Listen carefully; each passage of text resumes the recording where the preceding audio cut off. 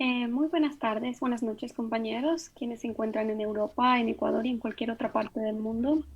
A quienes nos acompañan también en la plataforma Zoom y a quienes nos ven a través de Facebook Live, un abrazo y bienvenidos. Desde el enlace latinoamericano europeo, les agradecemos mucho por colaborar con nosotros participando en este conversatorio. Asimismo, a todo el equipo de trabajo que está haciendo esto posible. Un cordial saludo al compañero David Villamar. Mi nombre es Dayana y me encuentro en España. Él le da la más cordial bienvenida a este espacio. Es un honor poder tenerlo con nosotros con el siguiente tema: diagnóstico de la situación económica del Ecuador y las perspectivas para el futuro en caso de ganar Lasso y en caso de que gane Arauz. El compañero David es economista por la Universidad Central del Ecuador, matemático por la Pierre et Marie Curie University. Actualmente trabaja como doctor de investigación del Instituto de Pensamiento Político y Económico Eloy Alfaro. Fue presidente del directorio de la Corporación de Seguros de Depósitos, Fondos de Liquidez y Fondos de Seguros Privados.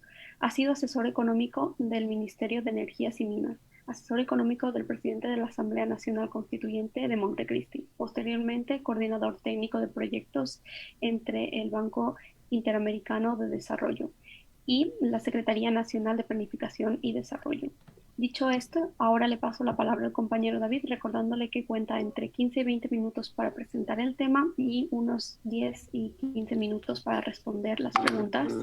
Bienvenido si tiene la palabra, David. Bueno, muchísimas gracias, Daya. Es un honor igual estar en este espacio. Eh, a ver, hablemos un poco sobre la situación económica del Ecuador. No es exageración decir que en este momento el Ecuador atraviesa la peor crisis económica de su historia. Para poner un poco en perspectiva, en el feriado bancario, la economía se contrajo en alrededor de 5.3%, de acuerdo a las nuevas mediciones del Banco Central. En la crisis actual, se prevé que para el 2020 la economía se habrá contraído, se contrajo entre 9 y 11%. Es decir, es una crisis cuya magnitud económica duplica a aquella del feriado bancario. Eso para que nos hagamos una idea.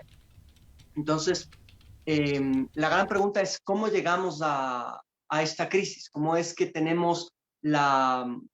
Primero entendamos que es una crisis doble.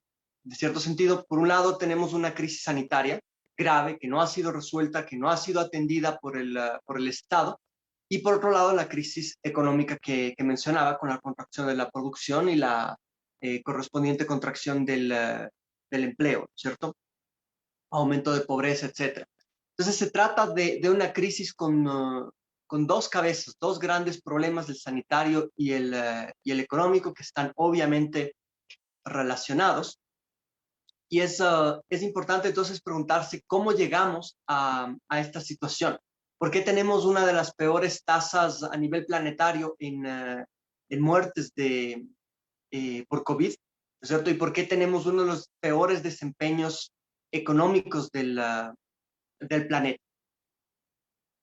Es evidente que la crisis sanitaria empeoró las condiciones económicas del Ecuador, pero la crisis económica no empieza con la crisis del COVID. Eso es muy importante entender. Ya en el 2019, el Ecuador tenía un crecimiento económico prácticamente de cero, justamente por el tipo de política económica que implementó el régimen de Lenín Moreno, enfocada en complacer la lógica del Fondo Monetario Internacional, ¿cierto? Cuadrar caja en el sector público, reducir el déficit fiscal sin importar el costo que eso tenga en términos sociales, en términos de inversión en infraestructura, lo cual terminó por golpear al resto de la economía. Entonces, el Ecuador ya arrastraba un proceso de recesión, un proceso de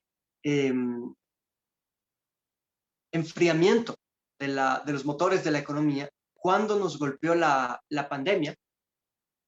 Y durante la pandemia, la respuesta económica del gobierno fue, fue nefasta, es decir, se creó toda esta idea de que el gobierno no tenía plata, de que la anterior administración se había gastado todos los recursos y que por eso no había plata para atender la pandemia.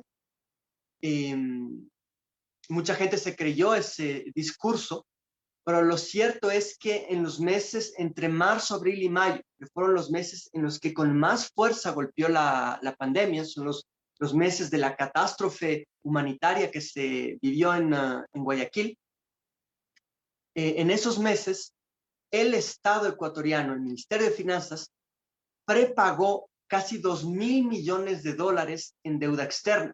Entonces la pregunta es, si no tenían recursos para atender la crisis sanitaria, ¿cómo es que sí hubo recursos para prepagar deuda externa? Digo prepagar porque eran pagos que no debían realizarse en el año 2020, sino que eran pagos que debían realizarse entre 2021, 2022 y 2023. Entonces, cuando uno se da cuenta que sí habían recursos, pero que esos recursos fueron por decisión del gobierno, no enfocados, no enviados hacia salud, hacia enfrentar la pandemia, sino que fueron dirigidos al prepago de la deuda externa, uno entiende que el problema no era falta de recursos, sino el tipo de prioridades que ha mantenido el gobierno de Lenín Moreno desde el inicio de su gestión. Entonces, no es de extrañarse que si el gobierno enfoca recursos en prepagar deuda externa, en lugar de mitigar los efectos de la crisis sanitaria, no es de extrañarse, primero, que esa crisis sanitaria explote en relación al resto de países del mundo, por ejemplo, y no es de extrañarse tampoco que los efectos de una pandemia descontrolada finalmente repercutan luego en el buen funcionamiento de la economía. Entonces, para poner algunas cifras, ya hablamos de un decrecimiento de entre 9 y 11%, según estiman el Fondo Monetario Internacional y según estima el propio Banco Central del Ecuador, que nos da una idea del golpe económico. El golpe humano es más difícil de medir porque las cifras oficiales hablan de alrededor de 15.000 fallecimientos, pero esos son los fallecimientos de personas a las cuales se les practicó la prueba de COVID antes de que fallezcan. No se practica una prueba de COVID a una persona que ya falleció, obviamente. Entonces, la cifra oficial subestima considerablemente el verdadero costo humano de la crisis sanitaria. ¿Cómo se mide entonces el verdadero impacto de la crisis del COVID en Ecuador? Con la sobretasa de muertes en relación a la tasa histórica. Entonces, existe una tasa histórica de muertes que está relacionada con el tamaño de la población y con el histórico de muertes en el pasado. Entonces, si ustedes aplican esa tasa a la población ecuatoriana en el año 2020, había un cierto número esperado de muertes. Si ustedes comparan las muertes que realmente hubo en el 2020 y le restan las muertes esperadas, le sale una sobretasa de muertes, que sería la mejor forma de estimar el verdadero impacto del COVID, incluyendo obviamente a las personas que fallecieron por síndromes respiratorios sin haber sido diagnosticados oficialmente COVID, por lo que decía, que no se les llegó a practicar la prueba. Entonces, esa estadística de la sobretasa de muertes en relación a la tasa histórica arroja un número de muertes estimadas por COVID de 42.000 personas, que pone al Ecuador casi a la cabeza a nivel planetario en muertes per cápita, es decir, en muertes relacionadas con el tamaño de su población. Entonces, estamos ante la peor crisis económica de la historia y ante la peor crisis sanitaria de nuestra historia republicana también. ¿Cuál es el problema? ¿Cómo es que estas dos crisis se potencian una a la otra? Pues lo vimos a través de lo que fue la cuarentena en el 2020. Durante por lo menos 3 meses se detuvo completamente la actividad económica, la actividad comercial. y luego con el alejamiento, digamos, con el distanciamiento social, sumado al miedo, al legítimo miedo que tenía la gente de contagiarse, la actividad económica, incluso después de la cuarentena, eh, retomó de una forma mucho más lenta, muy pasiva, y continuó este proceso de deterioro, este proceso recesivo que hemos vivido en los últimos prácticamente ya un año, ¿no? Eh, entonces, cuando la gente deja de consumir, uno puede pensar que, bueno, entonces la crisis solo se extendió durante la cuarentena, pero después ya cuando se retoma la actividad económica, digamos, ya se supera el bache, pero no es así, porque la cuarentena duró tanto la ralentización de la actividad económica se prolongó por tanto tiempo que muchas actividades empresariales se vieron obligadas a cerrar, es decir, fueron a la quiebra, con el consecuente despido de sus trabajadores, la reducción de los niveles digamos, la reducción de la producción agregada a nivel nacional, y el problema de fondo, más allá de los problemas inmediatos, es que empezó a producirse lo que se denomina una ruptura de la cadena de pagos. Hay que entender que la economía eh, es una red compleja, ¿cierto? Donde todos tenemos una función tanto de producción como de consumo, y cuando numerosos negocios empiezan a cerrar, ¿qué es lo que pasa?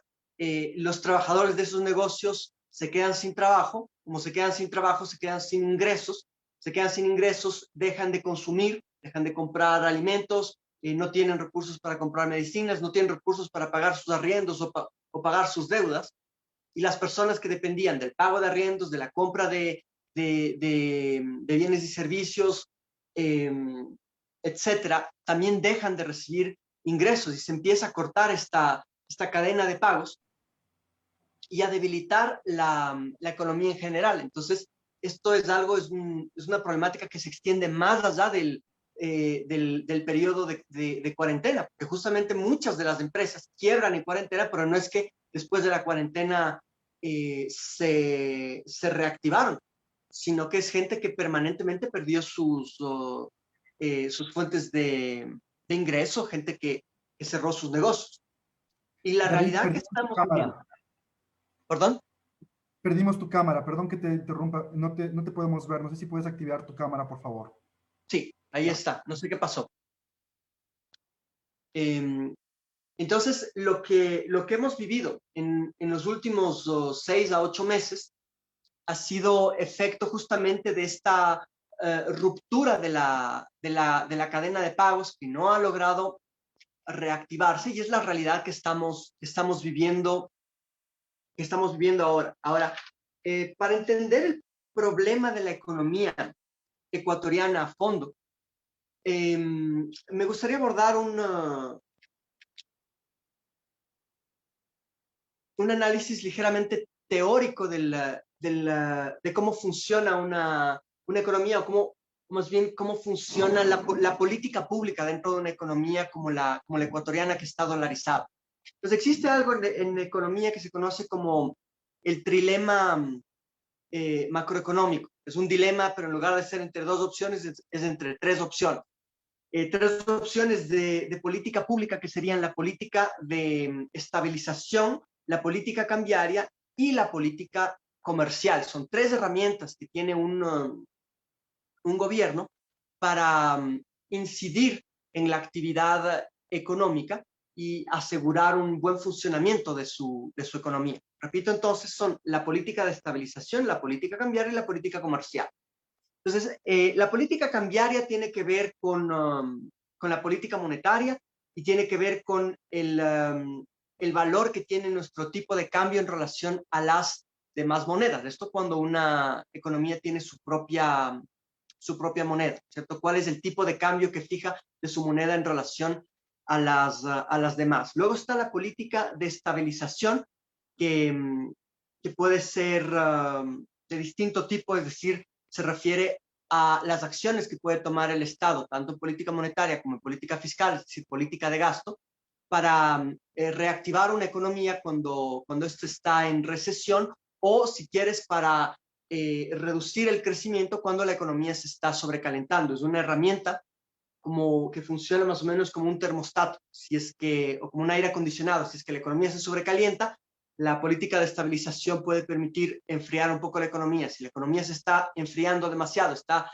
entrando en recesión, la política de estabilización con mayor gasto fiscal te permite reactivarla.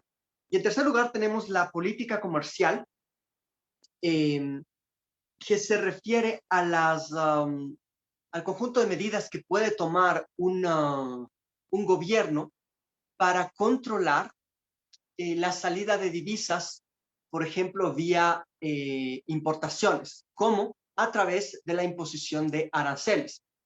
Mientras más aranceles se pone sobre las importaciones, es más difícil, eh, es más caro importar, y por lo tanto es menor la cantidad de divisas que salen de la economía por motivo de las importaciones.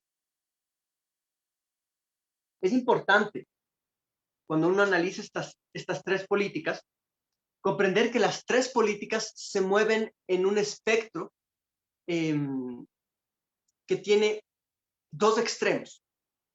La política cambiaria se mueve entre un extremo que sería de total flexibilidad cambiaria y un extremo de total rigidez cambiaria, que sería el tipo de cambio fijo. La política de estabilización, asimismo, se mueve entre dos extremos, que serían, por un lado, la política contractiva, que sería cuando se utiliza la política de estabilización estrictamente para contraer la economía, es decir, se reduce el gasto público, se despiden trabajadores, se contrae el tamaño del Estado y se contrae el tamaño de la economía consecuentemente. Entonces, la economía contractiva. El otro extremo sería la política puramente expansiva, es decir, se expande el gasto público, se utiliza la política monetaria para aumentar el crédito, se utiliza la política monetaria para contratar gente y pagarle con recursos, por ejemplo, con dinero creado por el Banco Central, etcétera. Y sería esa la idea de la política expansiva, gastar para reactivar y reactivar la economía. Son los dos extremos de la política de estabilización. Y por otro lado, la política comercial, que justamente juega con los aranceles, como mencionaba hace unos momentos, se mueve entre una economía completamente abierta, que serían cero aranceles, ese sería el un extremo, y el otro extremo sería una economía cerrada, donde se pone tantos aranceles que ya no es posible el comercio con el exterior. Es un caso hipotético, ¿no? Ningún país adopta ese extremo, pero existen estos extremos para cada una de las políticas. Entonces yo mencionaba que estas tres políticas se entrelazan en lo que se llama el trilema macroeconómico. ¿En qué consiste ese trilema? Que cuando uno toma una política, más bien, cuando uno no toma una política extrema, tú puedes jugar en el medio de los espectros de cada una de estas tres. Tú puedes mantener una política de estabilización que sea a veces contractiva y a veces expansiva, o un promedio. Si tienes también una política comercial que sea ni muy extrema hacia economía cerrada, demasiados aranceles, ni muy extrema hacia economía abierta, muy pocos aranceles. Y también si tienes una política cambiaria en la que tengas un tipo de cambio que no sea completamente flexible, pero que tampoco sea muy rígido, ¿no es cierto? Te puedes mover en un punto medio de las tres políticas. Pero en el momento en el que en una de las tres, por ejemplo, la política cambiaria, te vas a un extremo, entonces se complica el funcionamiento de la política para las otras dos. ¿Por qué cito esto? Porque desde el momento en el que el Ecuador adopta la dolarización, está adoptando un extremo de la política cambiaria, que es una rigidez completa, es un tipo de cambio fijo extremo, que es la pérdida de tu capacidad de fijar el tipo de cambio y la adopción de una moneda dura como es el dólar. Entonces, la dolarización correspondió a la toma de una política cambiaria extrema, que es, como te digo, el tipo de cambio absolutamente fijo. Y una vez que tomas este tipo de cambio fijo, viene el problema sobre cómo manejas otras dos aristas de tu política macroeconómica, que serían la política comercial y la política de estabilización. Porque entonces ya no tienes la facilidad de moverte en puntos medios. Entonces, ahí viene el problema del manejo, si quieres tú, del sector externo. Cuando uno piensa en el verdadero problema de la economía ecuatoriana, y uno escucha, por ejemplo, a los analistas de la derecha, como Mauricio Pozo, como Pablo Lucio Paredes, como Alberto Dajic o Richard Martínez, para ellos el problema de la economía ecuatoriana suele centrarse en el sector fiscal. El déficit fiscal es demasiado alto. Pero lo cierto es que el problema de la economía ecuatoriana, el problema de fondo, es el sector externo. ¿A qué me refiero con el sector externo? Es justamente el tema de la entrada y la salida de divisas del país. El Ecuador dolarizado necesita dólares para que su economía dolarizada sea viable. Y el Ecuador tiene un problema estructural, que es que el Ecuador es una especie de expulsor de dólares por cómo funciona su economía, al ser una economía primario exportadora. Nosotros exportamos sobre todo productos primarios, ¿cierto? Estamos hablando del petróleo, estamos hablando de café, camarón, cacao, banano, productos primarios, ¿no es cierto? Somos primario exportadores, eso es lo que nosotros exportamos, pero somos secundario importadores. ¿Qué quiere decir eso? Nosotros importamos maquinaria, importamos bienes con tecnología, celulares, computadoras, automóviles, etcétera, ¿cierto? Y esta condición de ser primario exportadores y secundario importadores implica que el Ecuador tiene un problema justamente por la relación de precios, por cómo evoluciona la relación de precios históricamente, en la que los precios de los bienes primarios generalmente se estabilizan o tienden a decrecer en el largo plazo, mientras que los bienes con mayor acumulación tecnológica se mantienen o van, ya que la tecnología se va acumulando y se va modernizando, los bienes con alta tecnología igual vienen a tener precios crecientes. Entonces, la relación de los precios de lo que exportamos versus lo que importamos, lo que se conoce como los términos de intercambio, suele tener periodos, largos periodos de deterioro. Cuando se deteriora esta relación entre los precios de lo que exportamos versus los precios de lo que importamos, resulta que el Ecuador empieza a sacar más divisas, por eso decía yo, es un expulsor de divisas, un expulsor de dólares, en relación a los dólares que trae. Son más los dólares que salen de nuestra economía que los dólares que entran a nuestra economía. Y eso en una economía dolarizada es un problema gravísimo, porque significa que el Ecuador tiene un problema crónico de pérdida de dólares. ¿Ya? ¿Cómo se ha controlado, cómo se ha mitigado ese problema de la pérdida de dólares? Una forma es cuando tenemos la suerte de que suban los precios del petróleo o que suban los precios de las materias primas. Si suben esos precios, entonces tenemos la suerte de que vamos a recibir más dólares por la misma cantidad de petróleo que exportamos, por la misma cantidad de recursos naturales que exportamos, ¿sí? Y esa mayor cantidad de dólares compensa la salida de divisas, compensa con creces la salida de divisas en periodos de alto precio de las materias primas. ¿Qué pasa?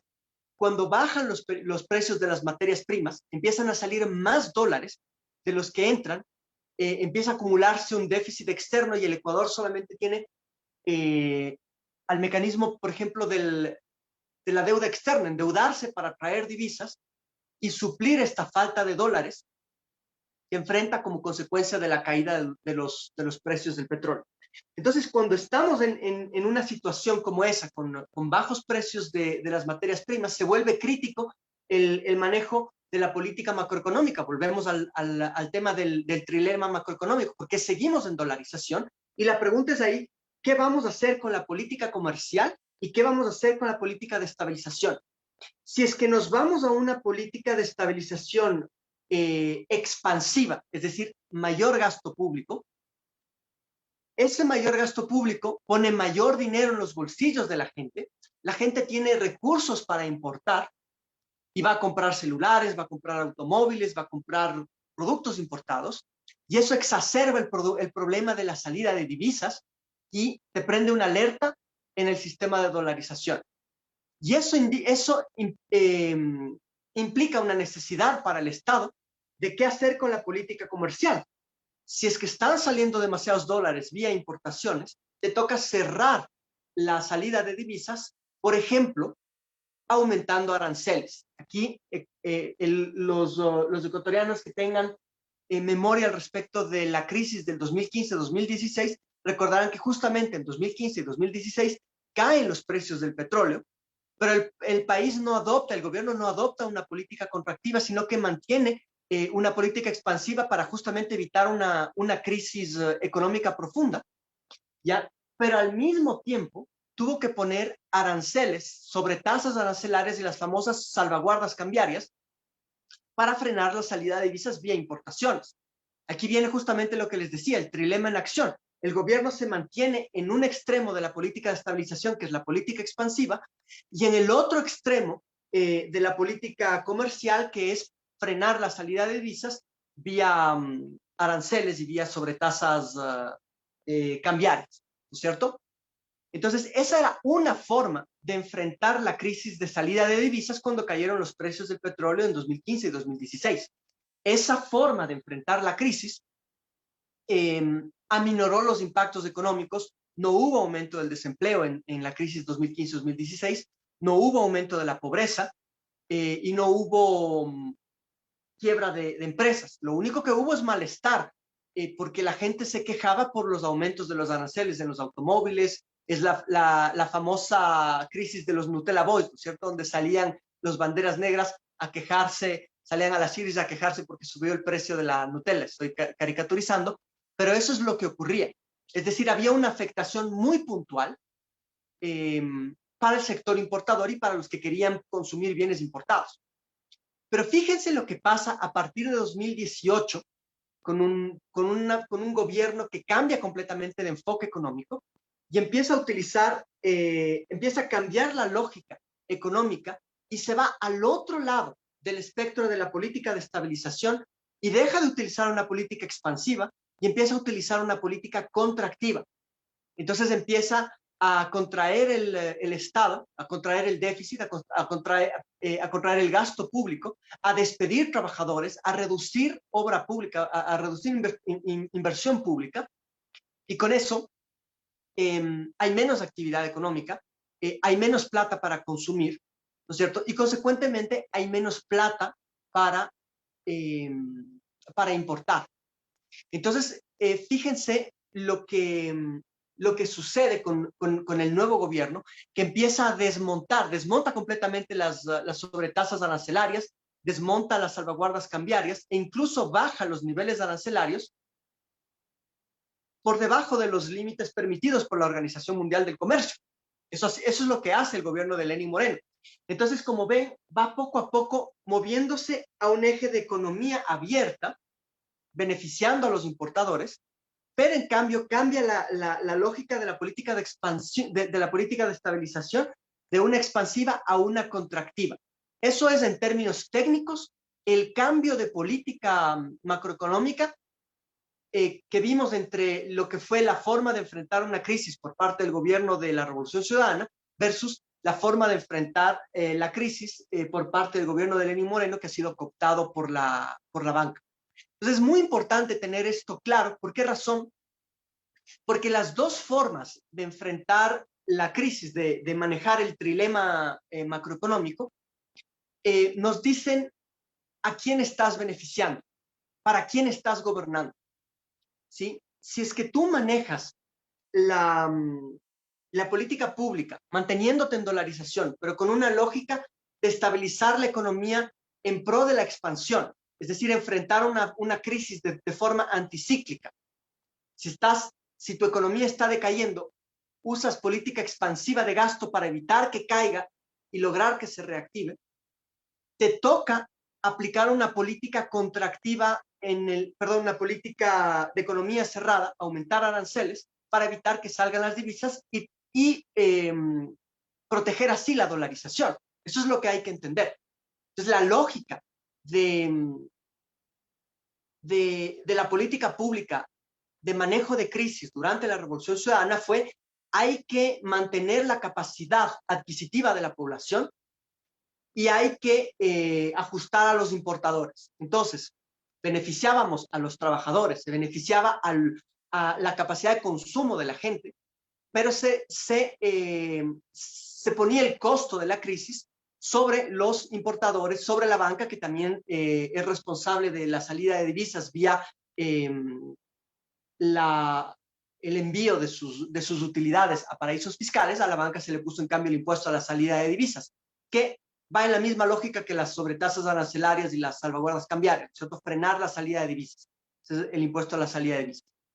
Entonces, si vemos ese manejo de crisis, donde, como digo, el costo de la crisis se lo cargaba sobre todo a las élites, a la banca, al sector importador, para mantener la capacidad de consumo de la población, y se lo compara con lo que se hizo en la época de Lenín Moreno, donde en cambio se ha trabajado para disminuir el impuesto a la salida de divisas, se ha trabajado para reducir los aranceles al sector importador, facilitar la salida de divisas, en otras palabras, y en cambio controlar el problema externo vía política contractiva, ¿no es cierto? Reduciendo la capacidad de consumo de la población para que la gente misma ya no tenga plata para importar. Si pierdes tu trabajo, si te despiden, si te cambian de contrato y te bajan el salario y te quitan estabilidad laboral, ya no vas a estar comprando productos importados, vas a comprar productos de primera necesidad. Y ahí ves entonces sobre quién recae el costo de la crisis. El costo de la crisis actual ha recaído sobre las grandes mayorías, porque se ha golpeado su capacidad de consumo, se ha golpeado su empleo, para justamente corregir por ese lado el problema del sector externo y no ajustando a los importadores. Entonces, esas son las dos formas como se ha manejado la crisis, las crisis de los últimos años. Por un lado, la crisis de 2015 y 2016, por otro lado, la crisis de 2019-2020. Y eso nos lleva al último punto: es qué esperar en caso de que gane Lasso y en caso de que gane Arauz. A mí me encantaría decirles que el camino, si es que gana Arauz la presidencia, es el camino más fácil. Pero la verdad es que en ambos casos es difícil, porque de una crisis no se sale sin costo. Es la pregunta que hay que plantearse cuando pensamos en quién va a gobernar el país: es sobre quién van a recaer los costos. Ya vimos que en un caso los costos recaen sobre las élites, se les pone impuestos, un impuesto a la salida de divisas, se les pone aranceles, ¿ya? Y sobre el otro caso, el costo recae sobre las grandes mayorías. Se contrae el gasto público, se contrae la obra pública, se despide trabajadores, ¿no es cierto? Se reducen salarios. Esa es la disyuntiva en cuanto a cómo se va a enfrentar la crisis y quién la va a enfrentar. Si es que gana Guillermo Lasso, no hay muchas sorpresas. La crisis se va a enfrentar de la misma forma que la ha enfrentado Moreno. ¿Cómo sabemos eso? Porque justamente sabemos de un análisis que publicamos nosotros en redes sociales hace algún tiempo. Se sabe que Lasso y Moreno cogobernaron porque votaron juntos en la mayoría de leyes. 9 de cada 10 leyes aprobadas, o más bien propuestas por Lenín Moreno, fueron apoyadas por Guillermo Lasso. Y si es que uno se concentra no en todas las leyes, sino sobre todo en las leyes que tuvieron repercusión económica, financiera, política y administrativa, es prácticamente votan juntos en todas las leyes. La mayoría de Alianza País y la mayoría de Creo votan juntos. Lo mismo sucede con la mayoría del Partido Social Cristiano y la mayoría de Pachacútica, incluso la mayoría de la Izquierda Democrática. Estas son las fuerzas que permitieron la aprobación de las leyes en los últimos años. Y son justamente las fuerzas que se están aliando para una segunda vuelta, ¿no? Hervas, que es de la Izquierda Democrática, ha planteado su apoyo directo a Guillermo Lasso.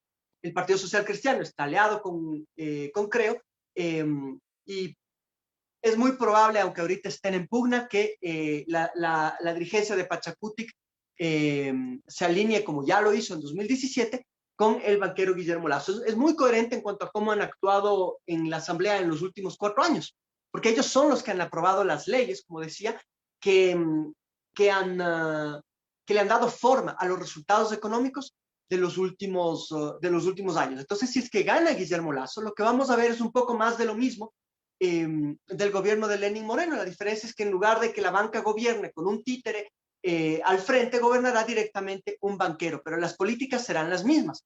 Será seguir bajo la lógica del Fondo Monetario Internacional, seguir buscando la reducción del déficit fiscal, que implica nuevamente bajar gasto público. ¿Eso qué implica?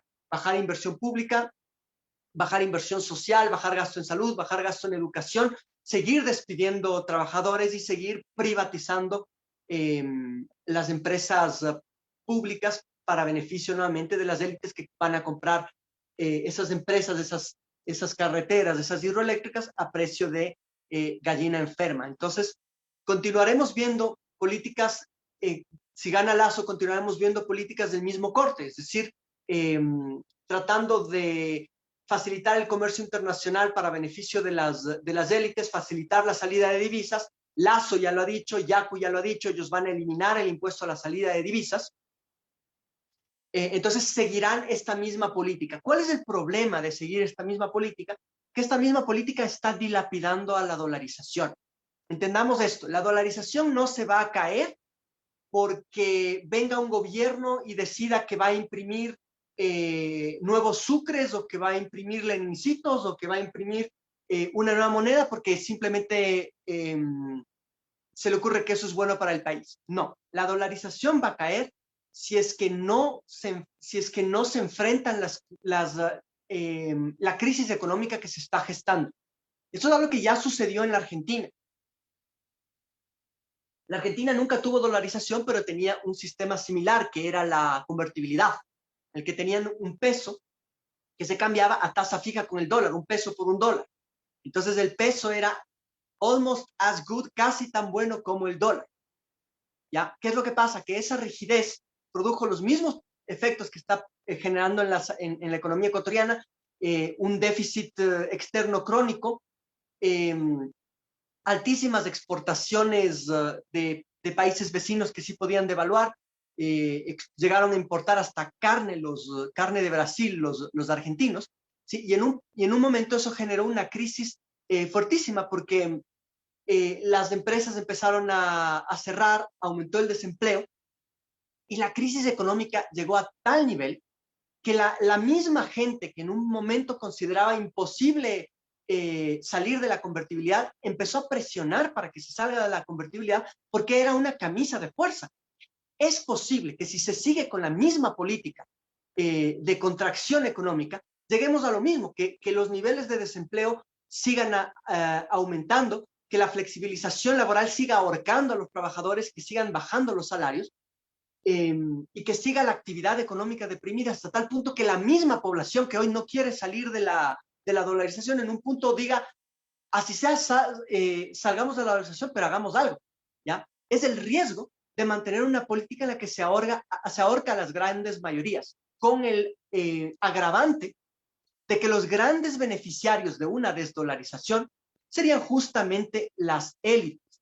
Yo soy de los que piensan que las élites trataron de aprovechar la crisis del COVID para salir de la dolarización. No olvidemos que el único político que sale abiertamente a hablar de la necesidad de salir de la dolarización fue César Roón, que era de los líderes del Partido Social Cristiano, y que antes de que el Partido Social Cristiano pliegue a la candidatura de Lasso, era considerado el precandidato presidencial ya cuando Nebot declinó su candidatura, era el precandidato de los socialcristianos. Entonces, para que vean hasta qué punto las élites están interesadas en salir de la dolarización, el precandidato presidencial del Partido Social Cristiano, asambleísta en la actual asamblea, llegó a proponer que se dé paso a una salida de la dolarización dada la gravedad de la crisis. ¿Por qué a las élites les interesa salir de la dolarización? Eso es algo que no se ha hablado lo suficiente. Es bien simple, porque las élites ya tienen sus dólares fuera del país. Han ido sacando, la banca ha ido sacando, cada año saca cientos de millones de dólares de sus utilidades, ¿sí? Las élites han ido sacando sus recursos del país, ellos tienen sus dólares fuera del país, pero en cambio sus empresas pagan altos salarios en dólares. Entonces, si es que se sale de la dolarización y viene una nueva moneda, esa nueva moneda vendría con una devaluación inmediata, y esa devaluación inmediata automáticamente reduce el costo salarial para los empresarios. Entonces hay que entender que los principales interesados en salir de la dolarización son justamente aquellos partidos políticos que están señalando, ese va a desdolarizar, ese va a desdolarizar, porque ellos son los que representan a los grupos empresariales, que son justamente los que ahorita están enfrentando altos niveles salariales debido a la dolarización. Ellos se beneficiarían de una desdolarización.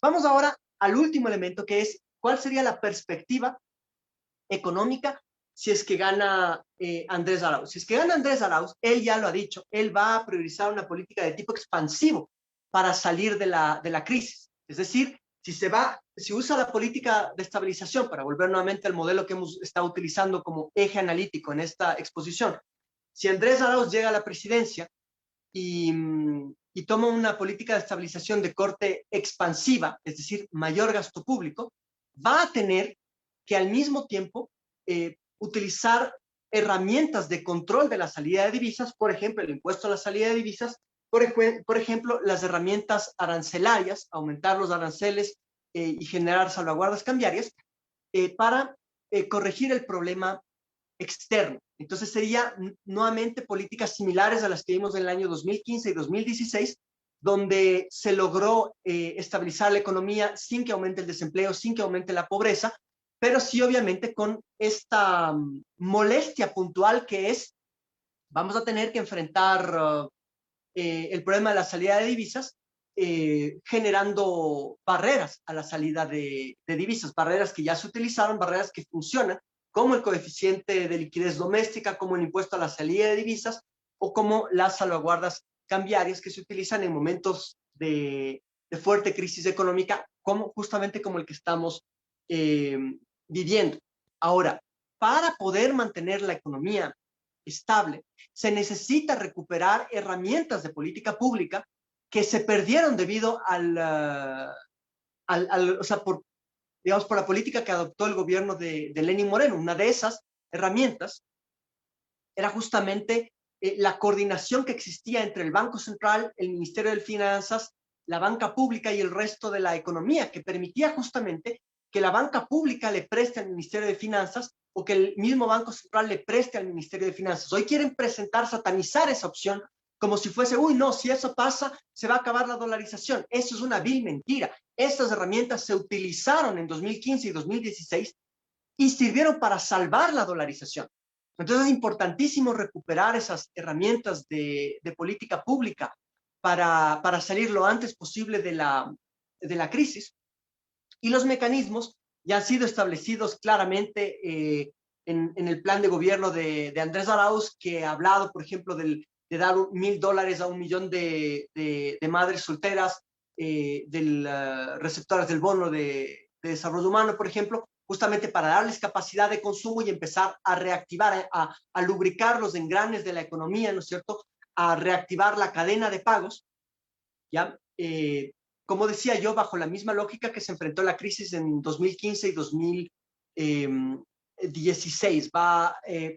Posteriormente va a ser necesaria una política crediticia, de la que también ha hablado Andrés Arauz, ¿no es cierto?, para, si ya hay capacidad de consumo en la población, correspondientemente se necesita generar crédito para que las empresas que cerraron puedan volver a abrir sus puertas, o para que las personas que están interesadas en generar emprendimientos, tengan la capacidad, tengan el crédito con bajos intereses para poder emprender, ¿cierto? Entonces, eso es lo que nos espera en términos económicos. El problema es que en términos de política, en términos políticos, lo que le espera, por ejemplo, a Andrés Arauz va a ser un bombardeo permanente a sus iniciativas. Las iniciativas de Arauz chocan justamente con sectores poderosos como el sector importador y como la banca, ¿no es cierto?, que se van a oponer a estas medidas, no porque pongan en peligro la dolarización, sino porque ponen en peligro sus intereses. Entonces el problema es que gane quien gane, si es que gana Lasso, lo que nos espera es una crisis prolongada, donde el costo de la crisis va a caer sobre los trabajadores vía despidos, vía reducción de salarios, vía contracción de la obra pública. Si es que gana Andrés, en cambio, no vamos a tener esa lógica contractiva, va a haber una política expansiva, va a haber, se va a buscar la recuperación de los instrumentos de coordinación entre el Banco Central, el Ministerio de Finanzas y la banca pública, que permitían justamente evitar la crisis y que permitían proteger la dolarización. Por ejemplo, la recuperación del dinero electrónico, eso no he mencionado, pero es fundamental recuperar esa herramienta como mecanismo alternativo de pagos para proteger la dolarización. Pero vamos a tener el bombardeo mediático constante que va a atacar las propuestas de Arauz. Y yo digo que va a ser una época difícil para todos porque vamos a tener que luchar permanentemente contra la desinformación. Es fundamental que todos los que actuamos en redes y todos los ciudadanos que tenemos conciencia y conciencia de lo que el gobierno de la banca, cómplice de Lenín Moreno, ha hecho en estos últimos 4 años, los que tenemos conciencia de aquello, tenemos que tener también la madurez y la seriedad política, la responsabilidad para con el país y con la economía, para informarnos bien y seguir luchando contra la desinformación en redes, porque lo que se viene es una tremenda batalla comunicacional para proteger la economía, proteger la dolarización y salir adelante de una crisis que, si bien fue empeorada por el COVID, para volver a lo que dije al inicio, fue gestada por una política pública miope controlada por la banca en favor de sus intereses. Me quedaría ahí con la explicación. Les agradezco por su paciencia. Querido David, muchas gracias por todo el resumen que nos has dado en los 3 diferentes momentos de la economía ecuatoriana. Antes del 2017, en el periodo de Rafael Correa, durante el periodo de Moreno y toda la cogobernanza que ha existido con todo el poder político de Guillermo Lasso y su bancada en la Asamblea Nacional, y todo lo que podría ser el escenario futuro. Me parece que nos deja bastante clara. Nos has dado muchas herramientas teóricas, técnicas. Yo creo que eso también es muy importante para nosotros para poder aumentar el conocimiento, sobre todo para los cuales no es nuestra área del conocimiento, y para poder también tener más herramientas de debate, ¿no? Porque se viene un debate muy importante también. Tengo ya varias personas que están con las manos levantadas y también tengo preguntas que están listas acá. Tengo un orden específico. Les pido, por favor, en orden al tiempo, que por favor puedan ser sus preguntas muy concretas directa a nuestro ponente, en lugar de una exposición, sino una pregunta concreta, y que se lo hagan lo más pronto posible. Por favor, tengo en el orden que tengo, voy a ir en el orden que me aparece en la pantalla. Marta, por favor, adelante.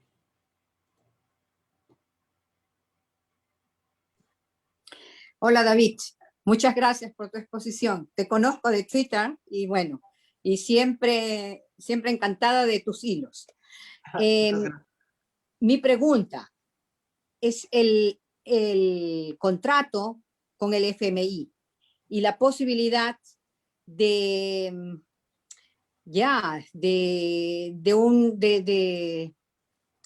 no sé si se lo puede hacer, es un asunto ilegal, ¿no? Porque no es constitucional, no es legítimo, no fue aprobado.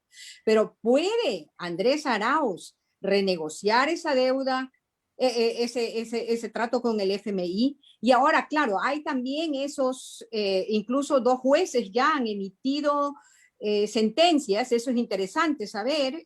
Una jueza que dice que hay que enseñar el pagaré ese que fue firmado con el FMI, y el otro juez que declara inconstitucional y ordena una reforma a la política. Pienso que eso es solamente bla bla, pero de todas formas son dos indicios. ¿Qué nos espera o qué les espera el Ecuador con Arauz frente al FMI? ¿Qué acciones? A ver, como bien mencionas, Marta, el acuerdo con el FMI se aprueba de una forma que fue absolutamente violatoria de la Constitución. La Constitución tiene un artículo, no me acuerdo el numeral exacto, pero que dictamina que cualquier acuerdo internacional, cualquier tratado internacional, debe pasar por la Asamblea. ¿Ya? Ese artículo se creó justamente pensando en las cartas de intención y los créditos con el Fondo Monetario Internacional. Entonces, cuando el gobierno de Moreno inicia esta nueva serie de acuerdos con el Fondo Monetario Internacional sin pasar por la Asamblea, se está burlando de la Constitución y de este artículo cuyo espíritu justamente era frenar a los gobiernos que quieran iniciar este tipo de acuerdos entreguistas. Desgraciadamente se dio paso a eso. Me parece que la Corte Constitucional igual se hizo de la vista gorda ante aquello, y ahora es la responsabilidad política del nuevo gobierno. Nuevamente depende de quién venga. Si viene Guillermo Lasso, obviamente los acuerdos con el Fondo Monetario Internacional seguirán marcando la pauta de la política pública. El Fondo Monetario Internacional seguirá diciéndole al gobierno qué hacer y qué no hacer. Si gana Andrés Arauz, él va a llegar con la legitimidad de un nuevo gobierno. Va a tener que hacer uso de esta legitimidad para enfrentar la arremetida mediática, si quieres, que va a ser interna e internacional, si es que él se enfrenta al Fondo Monetario Internacional. Lo bueno es que Andrés ha sido muy claro. De hecho, esta semana él estuvo ya en Washington y se reunió me parece, con autoridades del Fondo Monetario Internacional, analizando cuál es su perspectiva. Entonces, si es que el Fondo Monetario Internacional entiende el momento político del Ecuador, van a tener flexibilidad en las condiciones del acuerdo, en las condiciones del repago. Yo entiendo que si es que Andrés sale del acuerdo, lo hará en términos extremadamente técnicos. Andrés es un técnico excepcional que tiene la cuestión financiera muy clara, y no lo hará de forma atropellada, no lo hará de forma irreflexiva, sino que lo hará en los mejores términos para el país. Yo pienso que Andrés tiene la posibilidad de presionar al Fondo Monetario, no por una cuestión de correlación de fuerzas, sino simplemente porque hay herramientas. Andrés ha hablado, por ejemplo, el tema de los derechos especiales de giro, que es un tipo de moneda a la cual tienen los derechos los países, y es posible pedir emisión de derechos especiales de giro en condiciones especiales de crisis. Eso es algo que los gobiernos de derecha no lo han hecho. No sé si porque justamente a ellos les conviene más el endeudamiento con bonos con el sector privado, que recurrir a este tipo de endeudamiento, que es de mucho menor costo. De hecho, no es endeudamiento, son recursos frescos que llegan a través de derechos especiales de giro. Yo le he escuchado a Andrés Arauz hablar de esta posibilidad. Entonces es muy posible que él recurra a este tipo de herramientas para, por ejemplo, reducir el peso de la deuda con el Fondo Monetario versus la emisión de derechos especiales de giro. Podría ser una opción. De ahí las opciones son justamente la fijación de una agenda soberana bajo la misma línea que estableció Rafael Correa, ¿no es cierto? Diciendo, no nos van a imponer un plan de gobierno, se va a aplicar el plan de gobierno que se aprobó en las urnas. Y en este momento la coyuntura internacional es relativamente positiva, con López Obrador en México, con Alberto Fernández en Argentina y Luis Arce en Bolivia. Se está volviendo a formar un eje progresista con cierta fuerza geopolítica en la región, que va a facilitar también este nuevo pulso con los organismos financieros internacionales. Yo tengo fe de que Andrés pueda salir de esto con el menor costo político y los mayores réditos para el país. Muchas gracias, Marta, y gracias, David. David, te pregunto, tengo varias personas a la cola y también preguntas. ¿Te podemos hacer las preguntas de 3 en 3? ¿Te queda bien? Dale, hagamos así. Perfecto. Entonces, ahora el orden va a ser Juan Yumipamba, luego Edmundo Albornoz y David Vázquez. Primero, por favor, Juan, que pueda hacer su pregunta. Adelante, Juan, por favor. Buenas tardes, un saludo cordial de acá del estado de Utah, en Estados Unidos. Mi pregunta puntual para David y felicitarte por la exposición. Estamos hablando entonces de una fuerza ideológica que hemos tenido en estos últimos años. Estamos hablando de izquierda, de derecha. Según la exposición que nos has planteado, ¿cómo podemos llegar a un punto medio dentro de la economía, ¿no? Que podamos trabajar, obviamente, como lo han mencionado Arauz, con los empresarios, sin afectarles a ellos, y también a favor de los empleados, de los ciudadanos. ¿Cómo llegar a igualmente, como decir, centro democrático, porque está supuestamente la UNO es centro, ¿no? ¿Cómo llegar a este punto medio y de que hablamos también de progresismo? Progresismo para mí, pues es una nueva ideología que está llegando a este punto medio. Entonces, no sé si me puedes ayudar a entender esa parte, que sí se puede llegar a este punto medio. Gracias. Muchas gracias, Juan. Ahora, Edmundo Albornoz, por favor.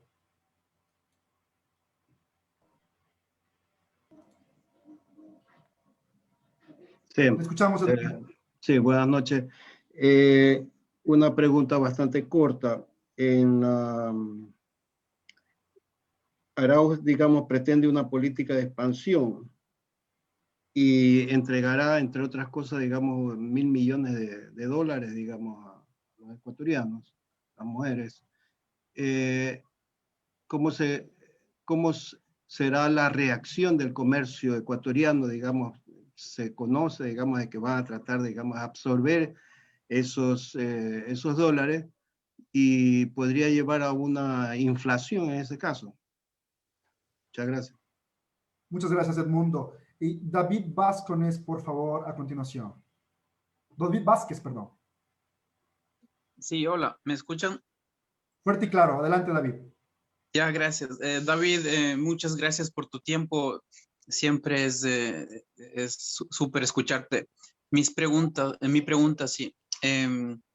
Escuchando tu exposición, hablas acerca de que la situación, la crisis actual, es mucho más fuerte que la del periodo bancario y hablas sobre porcientos en aquella época y porcientos ahora. Lo más objetivo y realista posible, por favor.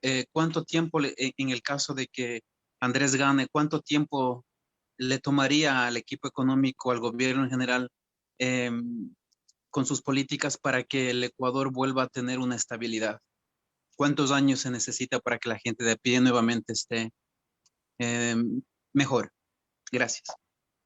Listo, compas. A ver, les agradezco por las 3 preguntas. Primero, sobre la pregunta de Juan, que hablaba de un punto medio entre izquierda y derecha, y también sobre si el progresismo ya constituye un punto medio. A ver, yo pienso que una forma de verlo es, podemos entender el tema este de izquierda y derecha como un espectro que marca la preferencia por la redistribución. Mientras más a la izquierda está una persona, su preferencia por la redistribución es mucho mayor. Si llevamos al extremo, los que quieren redistribuir toda la riqueza o toda la producción nacional, prácticamente lo que quieren es la socialización completa, la eliminación de la propiedad privada, si quieren. Sería el espectro del marxista clásico, ¿no es cierto? A medida que van acercándose todavía a la izquierda, pero un poco más hacia el centro, es gente que cree en la redistribución, pero al mismo tiempo en el mercado, en la propiedad privada. Entonces lo que creen es en que paguen impuestos, que los impuestos los paguemos todos, pero que el peso mayor de los impuestos recaiga sobre los más ricos y que el dinero de los impuestos sirva para hacer obra pública, para garantizar salud, educación y reducir la desigualdad social en general. A medida que uno pasa del centro hacia la derecha, hay mayor reactividad, mayor rechazo hacia el pago de impuestos, de incluso la intervención del Estado en la economía. Y mientras más se mueve uno hacia la derecha, se encontrará con gente que es totalmente reacia a la redistribución y que más bien quiere un Estado mínimo que solamente funcione, digamos, otorgando servicios de seguridad interna y externa, ¿no es cierto? O sea, policía, milicia y justicia. Ese es el Estado mínimo ideal que suelen presentar los libertarios, por ejemplo. Y claro, más allá está ya toda la visión de extrema derecha, ya pinochetista, que tiene que ver hasta con la persecución a la gente de izquierda, la lógica bolsonarista de prohibir al partido comunista y cosas así, ¿no? Ya son extremos aberrantes. Este espectro es el que nos permite entender cuando hablamos de quién es de izquierda y quién es derecha, y qué tan de izquierda o qué tan de centro es un movimiento o es una persona, ¿cierto? En cuanto a su preferencia por la redistribución, que define justamente su posición en relación al Estado, a la obra pública. Pero en cambio, en el eje que se refiere al progresismo es un poco transversal a la preferencia por la redistribución. Tiene que ver más con ampliación de derechos, los derechos de las minorías sexuales, los derechos de las mujeres, los postulados feministas, ambientalistas, todo eso. Entonces, como digo, es un eje, es un espectro distinto que el espectro de izquierda y derecha, pero no son completamente independientes. Muchas veces el progresismo está correlacionado con una posición de izquierda, de preferencia por una mayor redistribución, pero también hay progresismos que son reacios hacia la izquierda. Por ejemplo, el feminismo liberal es un buen ejemplo de un sector que es progresista en su concepción de derechos, pero completamente reaccionario en su posición económica. Y hay un montón de representantes del feminismo en el Ecuador que se enmarcan en este ámbito. Son absolutamente enemigas del proceso redistributivo de la Revolución Ciudadana, pero se plantean como progresistas por su posición en relación a los derechos de las minorías sexuales y de los derechos de las mujeres. Para mí el feminismo liberal es un poco un contrasentido, porque una de las principales reivindicaciones que debe unir a las mujeres es la reivindicación económica, porque las mujeres son menos pagadas, son más discriminadas y son las primeras afectadas en una crisis económica, son las primeras que sufren desempleo e inestabilidad laboral. ¿Ya? Menciono esto porque hablar de un punto medio depende mucho de tu posición en el ámbito del progresismo, pero también de tu posición en tu preferencia por la redistribución. Yo pienso que Rafael Correa en sí mismo constituyó un punto medio en términos de izquierda. Rafael Correa no era alguien que vino a atentar contra la propiedad privada o que vino a socializar los medios de producción. Lo que él hizo es garantizar que se pague impuestos, luchó contra la evasión de impuestos e hizo que esos impuestos se transformen en obra pública. Eso ya lo coloca en una izquierda de centro que respetó la propiedad privada, que trató de generar instituciones que den viabilidad a una economía de mercado, ¿no es cierto? Entonces yo creo que en ese aspecto el gobierno de Andrés Arauz será un punto medio, espero, muy parecido al de Rafael Correa en cuanto al tema de la redistribución, y en cuanto al tema del progresismo probablemente sea debido al mismo cambio generacional, ¿no? Rafael Correa representa a una generación que tiene 50 años, Andrés Arauz tiene 20 años menos. Ese cambio general ya implica una perspectiva más progresista desde el punto de vista de principios feministas, de principios ambientalistas. Es muy posible que eso también se vea reflejado en un gobierno de un joven como Andrés Arauz. Me parece, desde mi punto de vista, es algo extremadamente deseable. Ese punto medio también por el lado del progresismo. El problema para encontrar ese punto medio es que hay todo un aparato mediático para llamarle extremismo al punto medio. Y eso es una aberración, es algo contra lo que hay que luchar. O sea, si ustedes ven el espectro político, antes se les llamaba comunistas justamente a los que querían abolir la propiedad privada, estatizar todo, ¿no es cierto? Y generar la famosa dictadura del proletariado al estilo soviético. Esos eran los comunistas. Hoy, ¿a quién le dicen comunista? ¿A quién le dicen extremista? Al que quiere que los ricos paguen impuestos. Ni Lula, ni Correa, ni, ¿cómo se dice? Ni Kirchner, ni Cristina Fernández, ni Alberto Fernández, ni Evo Morales constituyen ejemplos de extremismo económico. Todos ellos pusieron en práctica un sistema económico bastante céntrico, bastante al estilo del capitalismo europeo, ¿no es cierto? En el que el Estado cumple un rol, cobra impuestos, genera obra pública, genera servicios básicos y trata de reducir desigualdades. Y ahora a lo que tienen los europeos, se le está llamando extremismo económico. Entonces, contra lo que hay que luchar más que tratar de buscar ese medio. El medio ya lo encontramos. Lo que hay que luchar es contra esa farsa mediática que quiere convertir al medio en un nuevo extremo. Pienso que ese es el punto fundamental al respecto de la pregunta de Juan. Sobre lo que decía Edmundo del impacto de los 1000 de una, tanto a nivel de comercio y de inflación. Bueno, los 1000 de una para 1 millón de personas equivalen a 1000 millones de dólares. Eso es apenas el 1% del Producto Interno Bruto. Es muy poco probable que eso tenga un impacto notable en inflación. ¿Cómo sé esto? Porque los mecanismos de inyección de recursos que se plantea para colocar estos 1000 de una ya se utilizaban de otras formas, por ejemplo, colocación de crédito, ya se utilizaban en la época del presidente Correa. Y si ustedes ven el histórico de la inflación, sobre todo en los años en los que esos mecanismos de inyección de liquidez se utilizaron, no hubo un aumento de la inflación, no hubo un aumento notable. La inflación fluyó alrededor entre el 2 y el 4% en todos esos años.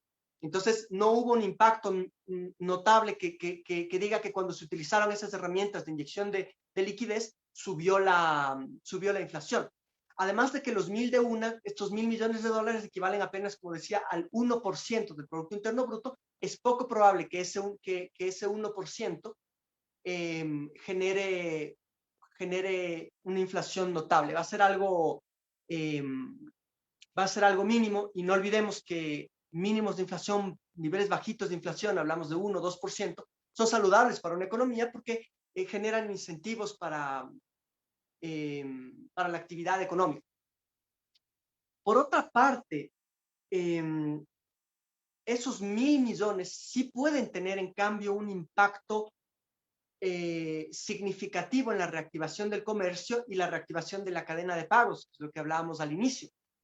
Sobre todo porque el segmento al que se apunta con los 1000 de una, que es el segmento más vulnerable, es el segmento que tiene una mayor propensión marginal al consumo. ¿Qué significa esto? La propensión marginal al consumo es cuánto de un ingreso extra que recibe una persona, cuánto lo dedica al consumo. Entonces, no es lo mismo darle $1000 de una a una persona de clase media, media alta, que tiene sus ingresos, que tiene su capacidad de consumo garantizada, que dárselo a una familia pobre, a una madre de familia que tiene un trabajo informal y que depende, o sea, que apenas tiene lo mínimo para sobrevivir. Esa madre tendrá una propensión marginal al consumo mucho mayor que la persona de clase media. Por ejemplo, si a mí, que soy de clase media, que tengo un trabajo, el Estado me da $1000, esos $1000 diré muchas gracias y los meteré al banco, ¿ya? el efecto, el impacto que tienen esos $1,000 en mis manos es prácticamente nulo, el impacto económico que tiene. Pero si le dan a una madre receptora del bono que esté acumulando deudas porque no ha logrado trabajar, porque vive en la informalidad, porque no le están comprando lo que sea que vendan, ¿no es cierto?, los almuerzos, esa madre lo que hará es primero pagar los arriendos, es comprar medicinas, es comprar comida. A lo mejor comprará insumos para mejorar lo que produzca en su emprendimiento. Si es que vende caramelos, comprará caramelos para poder vender, etc. Entonces esa persona consumirá mucho más de esos $1,000 de lo que ahorrará. Entonces, si es que nosotros le apuntamos justamente a las personas que tienen una mayor propensión marginal al consumo, las personas más pobres, esas personas utilizarán esos $1,000 para hacer funcionar la economía. Por eso decía, hablaba de lubricar los engranes de la economía con esos 1,000 millones. Entonces, esos $1,000, esa persona los convertirá en consumo, ese consumo se convertirá en ingreso de otra persona que a su vez consumirá, ¿no es cierto? Y lo que hay que apuntar es a que esos $1,000 o $1,000 millones de dólares estén reciclándose en la economía el mayor tiempo posible. Para eso también hay que poner freno a la salida de divisas para evitar que, por ejemplo, si una persona usa los 1,000 de una para pagar un arriendo y la persona que arrienda tiene una buena situación económica, le meta al banco o saque del país esos $1,000. Entonces, como decías un inicio, si vamos a utilizar política expansiva, darle capacidad de consumo a la gente, al mismo tiempo hay que poner frenos a la salida de divisas para que esa política expansiva funcione y ponga de nuevo a rotar los engranes de la economía. Y de ahí lo que decía el tocayo, ¿cuánto tomaría salir de la crisis? Arauz ha hablado de dedicar por lo menos el primer año y medio, 2 años a enfrentar la crisis. Recordemos que estamos en una crisis, lo que decía, la mayor crisis de la historia en términos de contracción del Producto Interno Bruto es 2 veces más dura que la crisis del 99, y recuerden cuántos años tardamos en salir de esa crisis. La crisis duró durante el 99 y 2000 con decrecimiento de la economía, y recién 2001, 2002 el país empezó a crecer, pero en mucho de eso fue gracias a la válvula de escape que fue la migración. Muchos de ustedes deben haber justamente sufrido lo que fue la crisis del 99 y enfrentado la migración posterior.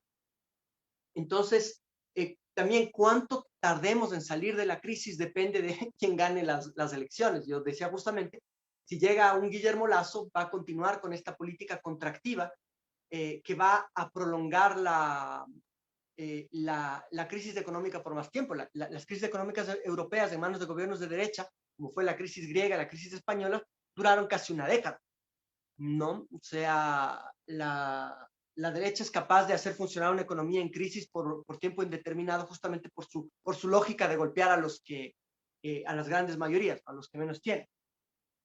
Si es que gana Arauz, yo esperaría que ya podamos ver signos de reactivación desde los 6 primeros meses, gracias a los 1,000 de una y gracias a la política de crédito masivo que Arauz va a implementar. Ahora hay que tener claro también los efectos macroeconómicos que esas políticas van a tener. Esas políticas tienen un costo. Es posible, como mencionaba el compañero Edmundo, ¿no es cierto?, que la reactivación económica, no directamente por los 1,000 de una, que ya expliqué, pero sí por el conjunto de medidas, ¿no es cierto?, los 1,000 de una, las políticas de expansión del gasto público, de contratación de empleados públicos. Andrés Arauz ha dicho que va a recontratar a los médicos que fueron despedidos, por ejemplo, y los créditos al sector privado. Es posible que eso genere en un primer momento un cierto recalentamiento de la economía que vaya con un poco de inflación. Andrés es un técnico, no va a permitir que la inflación se descontrole, pero es posible que haya un poquito de inflación, es posible que aumente la deuda pública, por ejemplo, sobre todo la deuda interna, porque es lo que hay que hacer. Todos los países en este momento están priorizando el bienestar de sus sociedades y para eso se están endeudando, sea a nivel interno, sea a nivel externo, o están En el caso de que tengan la posibilidad de imprimir dinero, imprimen dinero. En nuestro caso sería dar crédito público. Entonces hay que estar listos para el hecho de que sí van a venir ciertos indicadores de deterioro, por ejemplo, un poco de inflación, un poco de déficit fiscal, un poco de endeudamiento, que es el costo para salir de una crisis tan fuerte, aminorando el tiempo de recesión. Hay que tener claro que de una crisis no se sale sin costos. Lo que yo decía es, desde el inicio, sobre quién recaen esos costos. Es mejor que el costo recaiga sobre, por ejemplo, sobre el Estado, que tiene una capacidad de gestión de largo plazo, ¿no es cierto? Y puede endeudarse un poco más, que sobre las grandes mayorías, que es sobre quien está recayendo el costo de la crisis actual. Eso sería. Muchas gracias, David, y también a todas las personas que hicieron sus preguntas. Va a haber 2 bloques más de preguntas en este momento, y voy a alternarlas con unas que tenemos en el chat de Zoom y también con otras que tenemos en la plataforma de Facebook Live. Por un lado, Francis Sánchez pregunta, ¿cómo podemos enfrentar el dilema del déficit fiscal? El cambio de la matriz productiva sirvió para reducir costos de producción, sin embargo, no se generó mayor valor agregado. ¿Cuáles pueden ser las estrategias para mejorar la competitividad de nuestros empresarios? Eso nos pregunta Francis. En el caso de Facebook Live agradecemos los comentarios. David, te mandan muchos saludos en Zoom y en Facebook Live. Hacemos llegar, nos gustaría leerlos todos, pero son muchos, así que solamente vamos a dar lectura a la pregunta. La pregunta de Idris Arteaga dice, ¿sería prudente tomar como una opción incrementar el IVA para reactivar la economía, así como en el 2016, luego del terremoto que afectó a Manabí y Esmeraldas? Esas son las preguntas que tenemos en Facebook y en Zoom, y a continuación le voy a dar la palabra, por favor, a Juan Carlos, por favor, porque pueda hacer su pregunta de la forma más concreta posible. Muchas gracias, Juan Carlos. Le va a llegar un mensaje para que pueda activar su micrófono.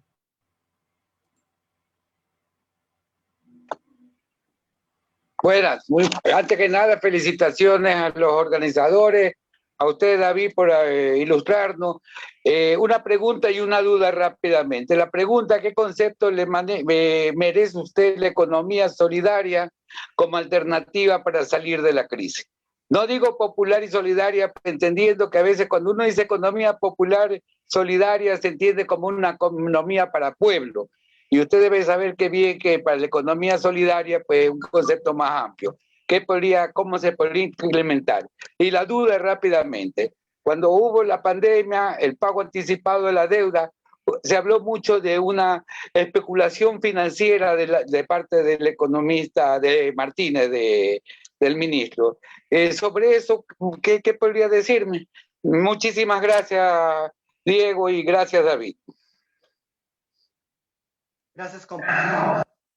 A ver, sobre la primera pregunta de Francis, el problema del déficit fiscal, ¿cómo enfrentar el problema del déficit fiscal?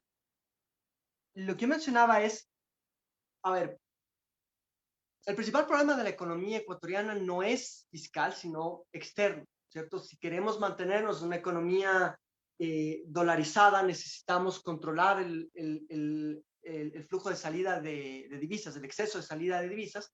Exceso, entiéndase, por cuando vía importaciones y vía salida de utilidades de la banca y de las grandes empresas, sale mucho más de lo que entra vía exportaciones petroleras y en general exportaciones igual no solo sector público, sino del sector privado. Entonces, ese es el principal problema, cómo gestionar el sector externo. El sector fiscal generalmente es más fácil de corregir porque si es que tú tienes un excesivo déficit fiscal, siempre puedes reducir el tema del gasto público, por ejemplo, de la inversión pública. ¿Ya? Es más fácil corregir el déficit fiscal. El problema ahí es que cuando consideras al déficit fiscal como la razón de todos los problemas económicos y crees que todo se soluciona a reducción del déficit fiscal, que es obvio, no digo que es lo que crea Francis, lo que creen los economistas de derecha, ¿no es cierto? Ellos van a hacer todo por reducir el déficit fiscal, sin importar el daño que haga esa reducción del déficit fiscal a la economía. Y el principal problema es que cuando uno contrae demasiado rápido el déficit fiscal, contrae al mismo tiempo la economía y puede agravar una crisis. Ese es el problema de una política contractiva. Ya cuando uno está enfrentando una crisis económica, hay que sacrificar el problema fiscal. Cuando uno está enfrentando una crisis económica, lo que tienes que hacer es una política anticíclica, que eso implica utilizar la política de estabilización para expandir la economía, ¿ya? Pero si en cambio tú utilizas la política de estabilización para contraer el déficit fiscal en un momento ya de contracción, de crisis económica, estás golpeando por partida doble a la economía, no solo por la crisis, por ejemplo, del COVID, sino encima porque estás recortando gasto público, porque estás recortando, en general, estás reduciendo la actividad económica del sector público, repercute a lo privado también. El tema del cambio de la matriz productiva, a ver, yo pienso que se necesitaba por lo menos unos 4 a 8 años más del proceso de la Revolución Ciudadana para que el cambio de la matriz productiva se concrete. Ya hubo un delineamiento del cambio de la matriz productiva, pero no se llegó a concretar. Lo que sí se concretó y con mucho éxito fue el cambio de la matriz energética.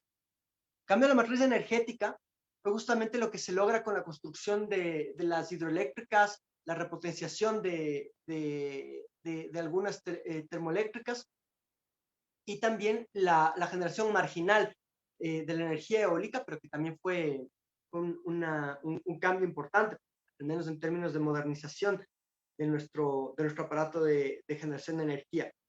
Recordemos que cuando llega el gobierno de Rafael Correa, había una mayor proporción de energía generada vía térmica que energía vía hidroeléctrica. La hidroeléctrica siempre fue más barata que la energía térmica, excepto en aquellos momentos cuando el precio del petróleo caía a precio de huevo, ¿no?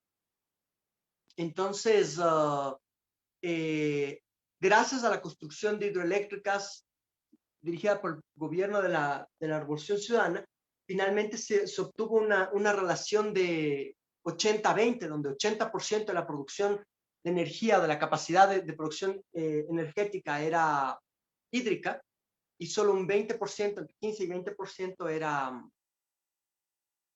era térmica, es decir, utilizaba petróleo. Ese fue un cambio extremadamente eficiente y fue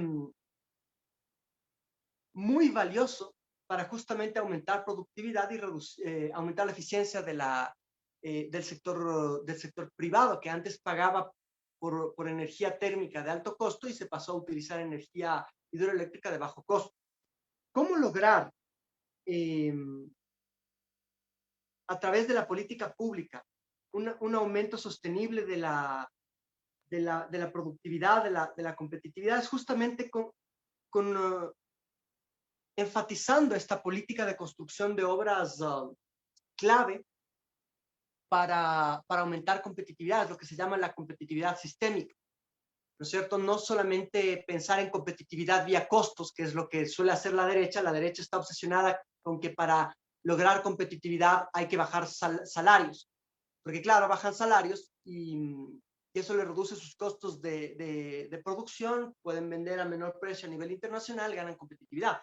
Pero esa es la competitividad de miseria, ¿no? Es ganar competitividad a costa de los derechos de los trabajadores. Es una aberración. Una forma más inteligente, más patriota, más consciente de lograr competitividad es lograr lo que Jorge Glass llamaba las condiciones habilitantes para el desarrollo, que es justamente construir la infraestructura mínima que necesita el sector privado para operar de manera eficiente. Y un ejemplo, ya dimos como ejemplo las hidroeléctricas para bajar los costos de energía que se utiliza en la producción industrial, por ejemplo. Otro ejemplo es bajar las pérdidas que ocurrían, por ejemplo, en la transportación. Muchas veces por la pésima condición de las carreteras, los agricultores que transportaban la fruta desde sus terrenos, desde sus territorios de cultivo hacia los mercados, la fruta se perdía entre 10, 15, 20% por el traqueteo de las carreteras. Imagínense ustedes trasladar una fruta que fue producida en en Guayaquil, trasladarla a los mercados de Quito vía unas carreteras terribles. El traqueteo de las carreteras arruinaba buena parte de la fruta.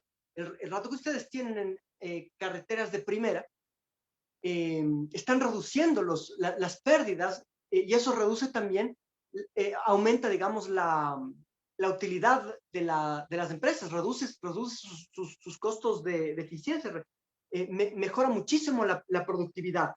Y otro ejemplo, igual para el ámbito agrícola, fueron los proyectos multipropósitos. Recuerden que se construyó 6 grandes megaproyectos de contención de inundaciones, que eran estos multipropósitos, que lo que hacían era represar el agua en exceso durante los inviernos para evitar las inundaciones, evitar las pérdidas de las cosechas en invierno, y utilizar esa agua para regar las mismas zonas durante el verano en época de sequía. Entonces, esa forma de reducir las pérdidas por inundaciones y generar mecanismos de riego para las épocas de sequía, redujo mucho la volatilidad del riesgo en la producción agrícola, que obviamente reduce la ineficiencia, reduce las pérdidas y aumenta la competitividad de los pequeños agricultores. Lo que hay que hacer es continuar. El nuevo gobierno tiene que continuar con esa visión de construir las condiciones habilitantes en infraestructura para que el sector privado pueda florecer. Lo que vimos en estos últimos 4 años es un completo abandono de la obra pública. Vimos perderse inversión en escuelas del milenio, hospitales que se dejaron sin equipar. Nuevamente desapareció la política de becas para los estudiantes, para que vayan a formarse en las mejores universidades del mundo. Todo eso debe recuperarse, porque eso te permite ir acumulando capital físico y capital humano que te va a llevar a la competitividad sistémica que necesitas para el desarrollo de los mercados. Luego estaba la pregunta de Idris, si no me equivoco es una compañera de Manabí. Ella habla de la posibilidad de incrementar el IVA.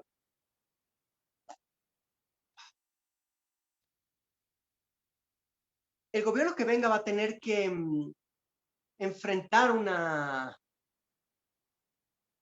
digamos, condiciones fiscales adversas. Se ha desmantelado mucho la capacidad que tenía el Estado para el cobro de impuestos, para luchar contra la evasión, etcétera. Eso va a tener que reconstituirse. Yo pienso que Andrés Arauz le va a dar mayor prioridad a lo que sería la eficiencia recaudatoria, que es la lucha contra la evasión y la elusión fiscal. Arauz ha hecho numerosas investigaciones a ese respecto, más que a aumentar las tasas impositivas. Ya que la pregunta de Idris es directamente si es que es viable o no un aumento del IVA. El IVA tiene la ventaja de que cuando tú lo aumentas, el efecto recaudatorio es inmediato, a diferencia del impuesto a la renta que se cobra 1 o 2 veces al año. El IVA se lo paga constantemente, ¿no es cierto? Se lo recauda constantemente.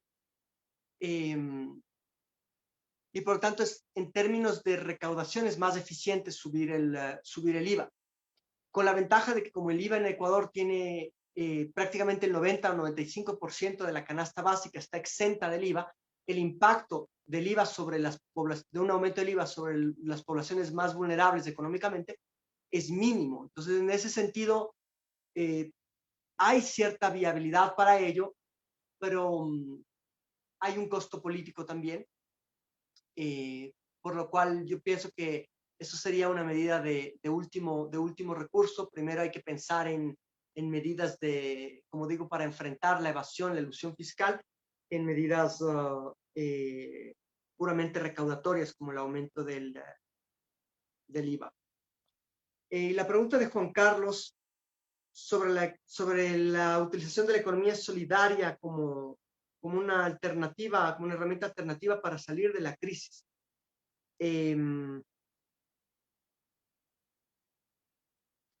Sí, yo pienso que la economía solidaria fue uno de los ejes de la política pública en el gobierno de Rafael Correa. Recordemos que justo es en los 10 años de la Revolución Ciudadana que se fortalece todo lo que fue la actividad económica y financiera de la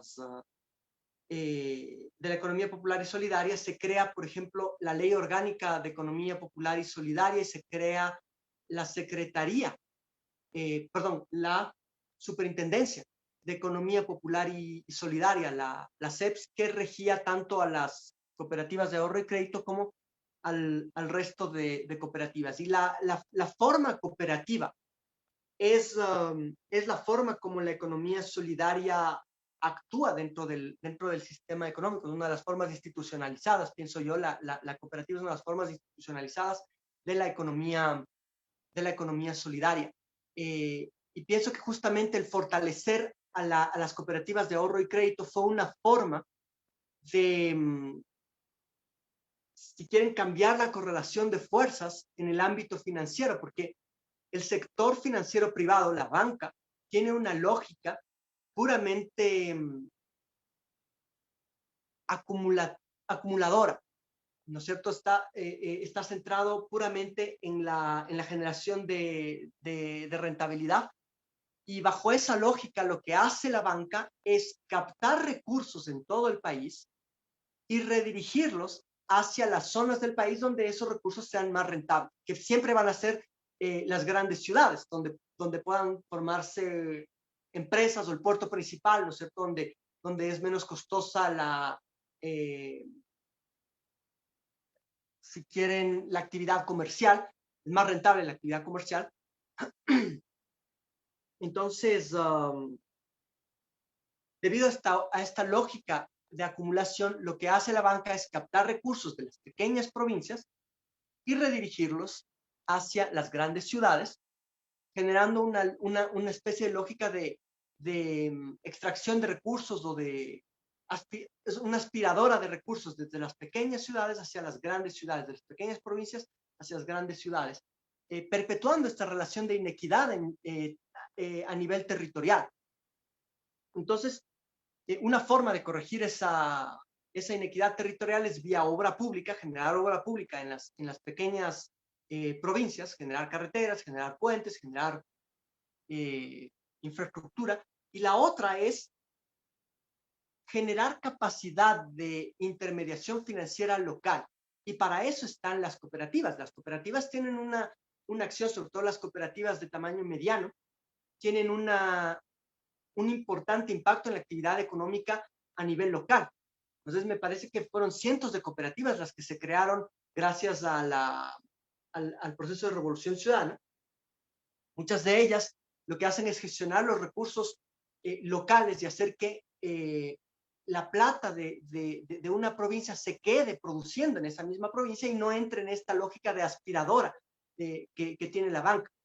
Entonces, varias veces yo conversé con Andrés Arauz. Él tiene clarísima la película sobre la importancia de las cooperativas de ahorro y crédito, y en general de la acción cooperativa y de la economía solidaria para generar actividad sostenible en las pequeñas provincias, en las pequeñas ciudades. Y pienso que es una alternativa poderosa que va a ser utilizada, y de hecho ya Andrés ha hablado de varios mecanismos. Por ejemplo, el dinero electrónico. El dinero electrónico de banca central, como fue creado en 2016, estaba pensado justamente para que las mismas cooperativas puedan acceder a esto y diversificar los servicios financieros que otorgan a sus clientes, para poder competir con la banca privada. No olvidemos que la banca privada tiene un modelo de negocios basado, por ejemplo, en el dinero plástico, tarjetas de débito, tarjetas de crédito. Para utilizar tarjetas de crédito, uno debe pasar por una de estos dos mecanismos de pagos que controlan los consorcios bancarios, que son el de Medianet, me parece que es el uno, y Datafast, que es el otro, que son las redes tecnológicas por las cuales se realizan los pagos vía tarjeta de crédito. Las cooperativas no pueden acceder a esto y por lo tanto no pueden emitir sus tarjetas de crédito y los servicios que ofrecen están en desventaja en relación a los servicios que ofrecen a sus clientes los bancos, que pueden ofrecer no solo cuentas de ahorro, sino además servicios de cheque, tarjetas de crédito, tarjetas de crédito, débito, etc. El dinero electrónico que solo utiliza como mecanismo tecnológico al aparato celular básico, ni siquiera es un aparato celular inteligente, permitía la utilización de medios de pago electrónicos que compitan con el dinero plástico de la banca a los que utilicen, por ejemplo, el servicio de las cooperativas.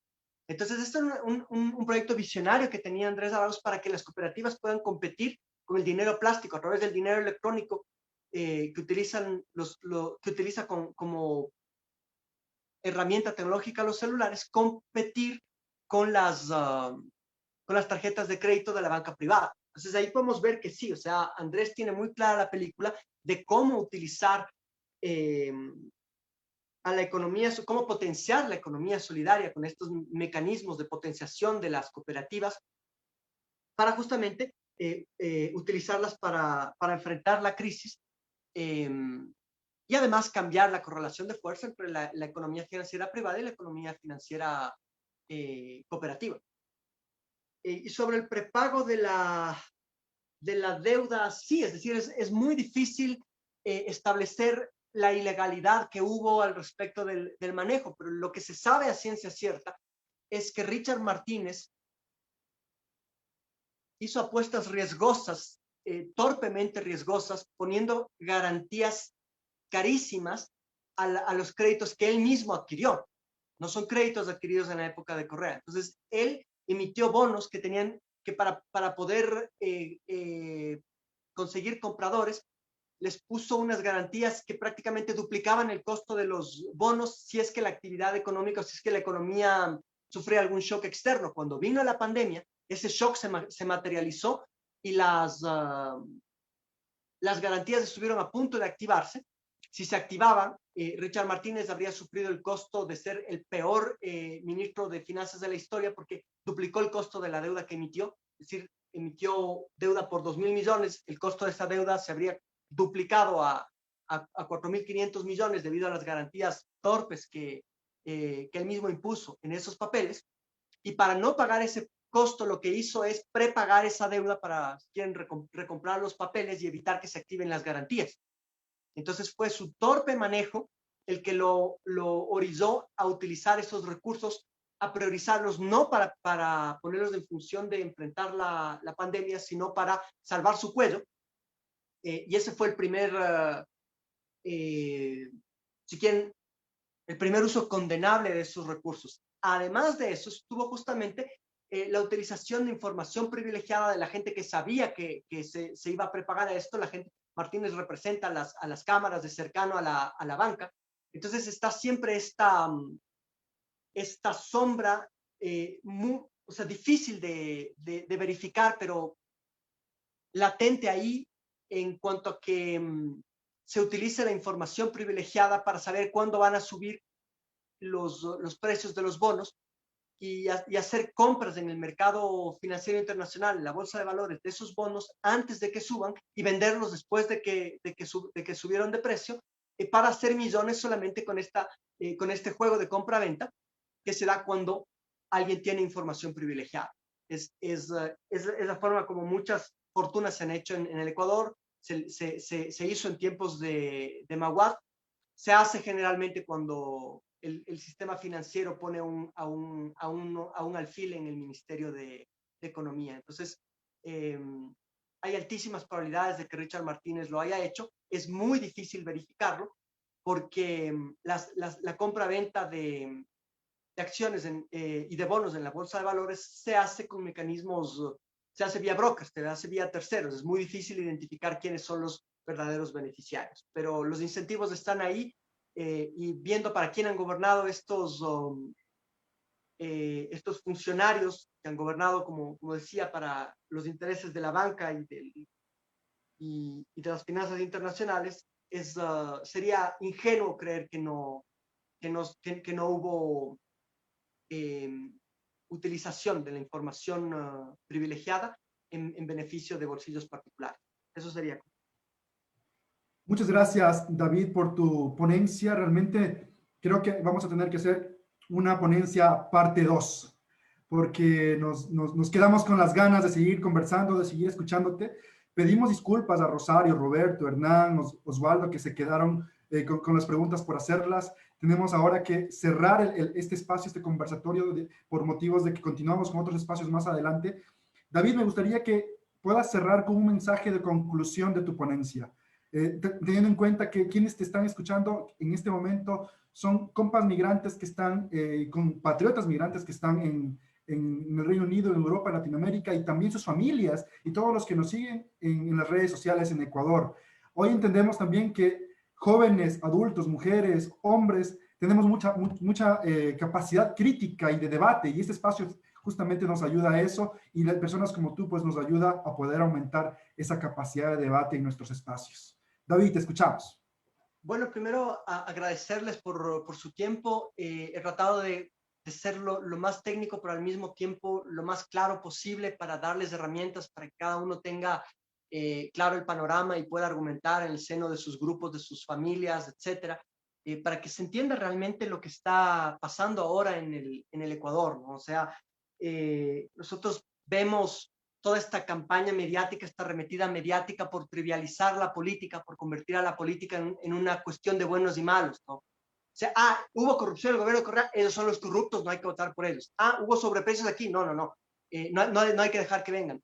Hubo juicios contra los periodistas, ellos son los persecutores, son los dictadores, ¿no? Que tratan de convertir a la política, que es un problema complejo de intereses de distintos grupos, que quieren controlar la política pública en favor de un grupo, en favor de otro, y quieren convertir esto simplemente en una cuestión de demonización. Y yo creo que estos espacios son importantes para aclarar siempre que la política no es una cuestión de buenos y malos, sino de intereses. Y cuando se busca, se lucha por un proyecto democrático, necesariamente uno va a tener que priorizar los intereses de las grandes mayorías, ¿sí? Los intereses de los trabajadores, los intereses de las familias, mantener la capacidad de consumo de la mayor cantidad posible de ecuatorianos, y hacer que la crisis no la paguen las mayorías, sino que la paguen las élites. Obvio, esto no les va a gustar a las élites y por eso es que demonizan a este tipo de política, pero es una política que busca en el largo plazo una convivencia armónica, porque lo contrario sería favorecer los intereses de las élites en detrimento de una gran mayoría que se va empobreciendo y que es la que enfrenta hoy en día el desempleo. Vemos aumentos en las tasas de suicidios. En la época de los 90 vimos el desate de la ola migratoria, que hoy debido a la pandemia no es una opción. Entonces, en todo esto, yo pienso estos espacios son importantes para que uno recabe argumentos, ¿no es cierto? Vaya recolectando argumentos para enfrentar esta trivialización de la política, y no caigamos en este juego de creer que la política es una lucha de buenos y malos, o los que son amigos del agua y los que son amigos del extractivismo.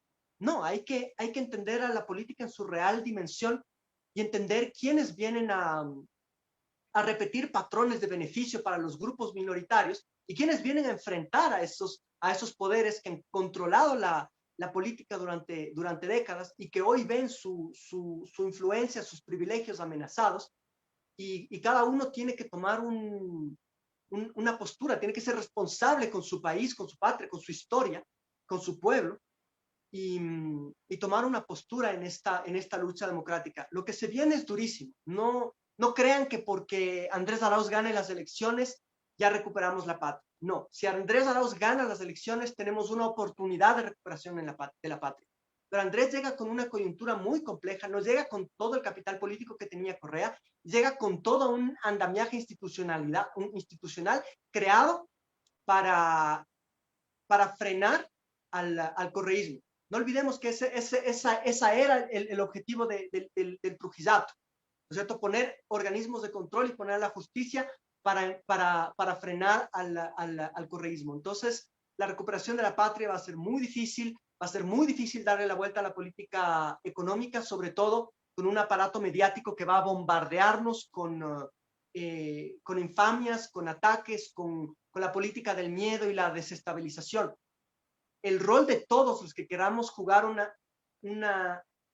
rol en esta, digamos, el rol de todos los que queramos participar en esta lucha por la construcción, que es eso, es la construcción de un país que sea viable en el largo plazo, es mantenernos informados y enfrentar desde nuestros espacios a la desinformación. Yo les agradezco por su tiempo y les pido disculpas porque muchas veces me extiendo en mis respuestas, pero trato de ser lo más amplio y lo más abarcativo posible. Les agradezco muchísimo por la oportunidad.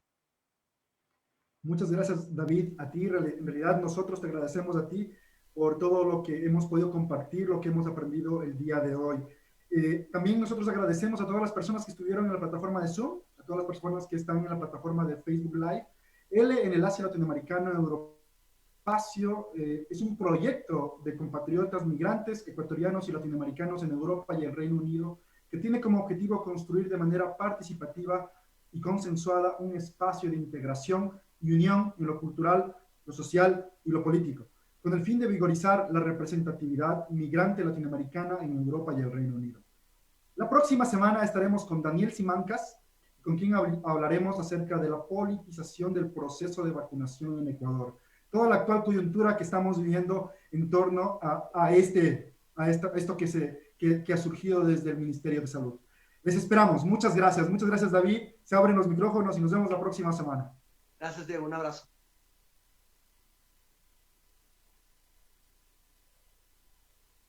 Gracias a todos. Muchas gracias.